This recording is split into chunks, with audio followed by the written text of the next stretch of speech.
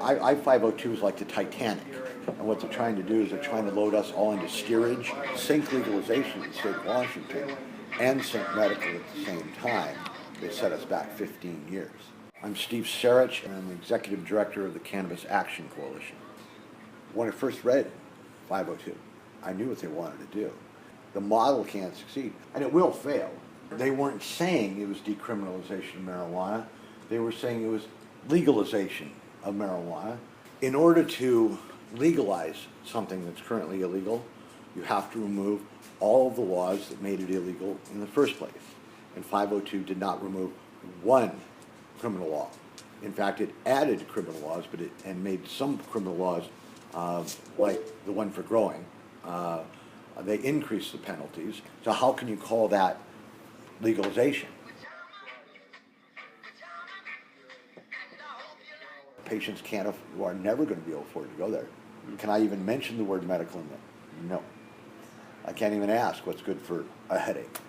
No, that's illegal. Maybe they want to try to get rid of our medical necessity defense. So if we do grow a plant, it's a Class B felony now. It just makes us all criminals. They say that medical was about 15% of the total market. And that $500 million a year they projected in revenues was based on them owning 100% of the market, which meant it was bogus figures to begin with. Then you force that 15% into those stores, and it increases their business, okay? Well, that's an awful thing to do for patients, because that's all it is. The 502, the people going into 502 are only going into it for the money. Our goal is to stop any legislation that could possibly that would be used to end medical marijuana this year, and submit and work with the legislature and submit a new bill that answers all the problems and keep it separate from recreational. John Novak. My involvement in Cannabis Action Coalition began right around the time that I-502 campaign really started ramping up.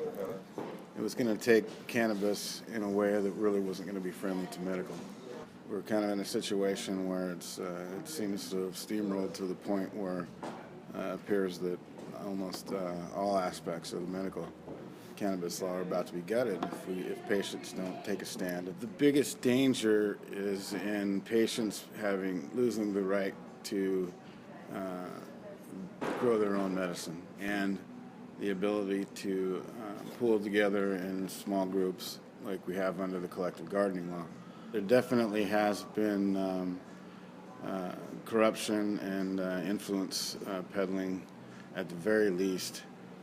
At the most, just downright corruption and selling of licenses. If this continues the way it's going, really the only people who are going to be able to stay in the business are people with very deep pockets who can afford to pay these high level of taxes and stay in business, if not lose money.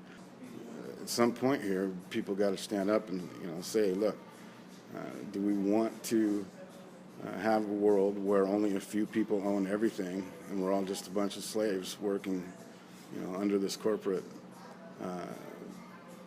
fascist, for lack of a better term, world, or do we want to have some say in our lives?